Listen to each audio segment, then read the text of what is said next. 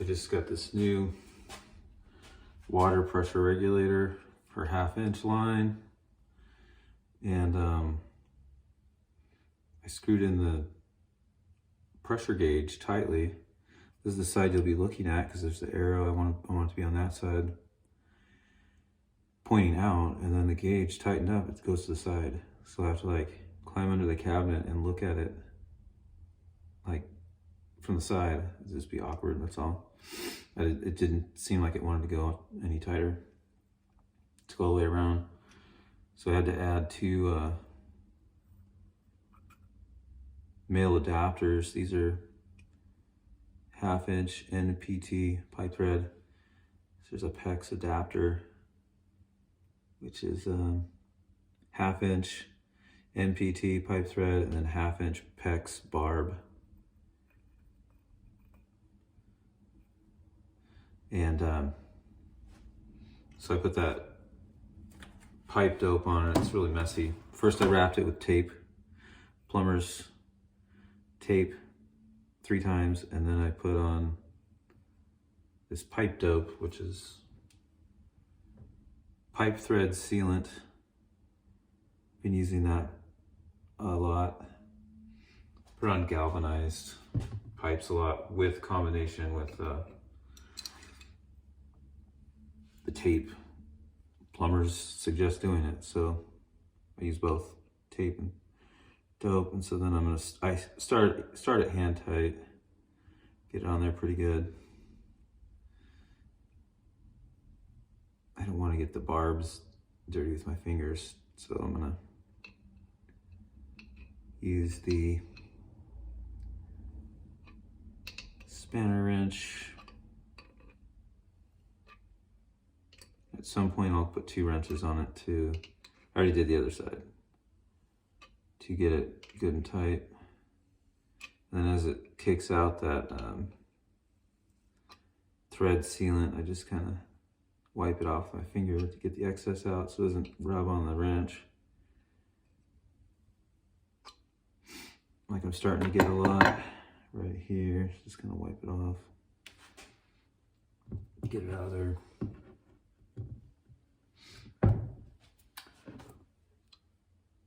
And then so I'll kind of just go hand tight before I get 2 wrenches on it. Never really want to force plumbing fittings, like they should go together a certain way. And when these 2 brass fittings go together, they kind of bottom out, which I'm used to the galvanized fittings being tapered, and so then they don't want to bottom out. This almost bottoms all the way out. Right at the end, it kind of grabs without bottoming out, but it threads in almost all the way. So then I put another wrench on.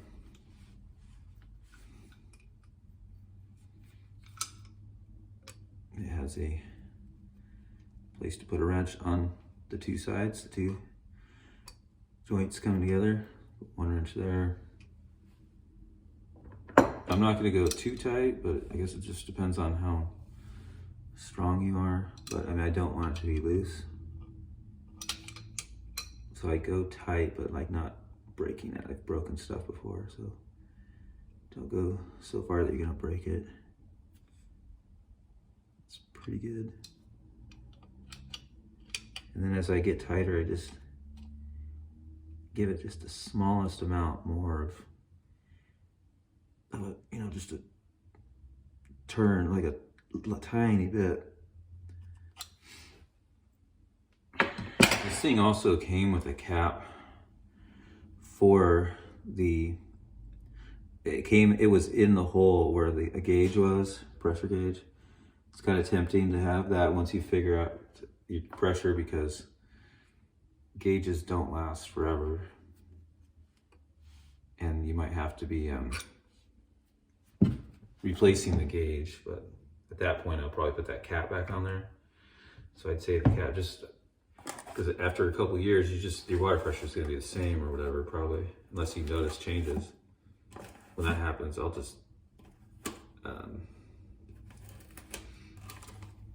just put that cap on there once I know the how, if it's the pressure, once I know it's the pressure I want. So anyways, it's a kilograms, centimeters squared, kilopascals bar, pressure gauge. So I'm not sure. Like, I'll have to look that up and see how it translates to PSI. There's different, so it's kilopascals bar and then pounds per inch PSI. Okay, so the red one, the bigger numbers is PSI.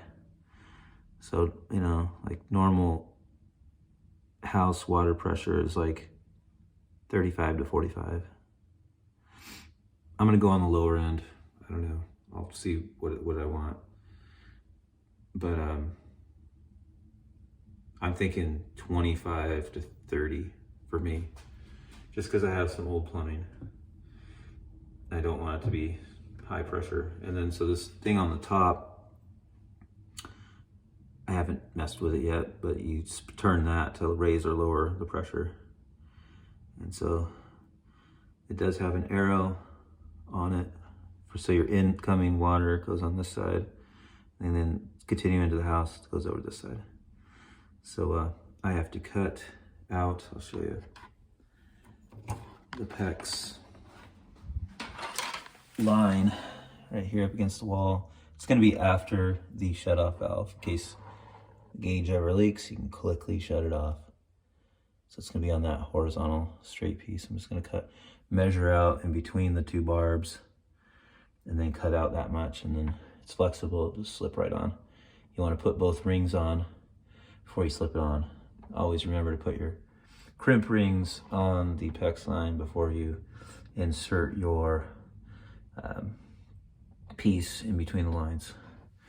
So be right back once I slip it on.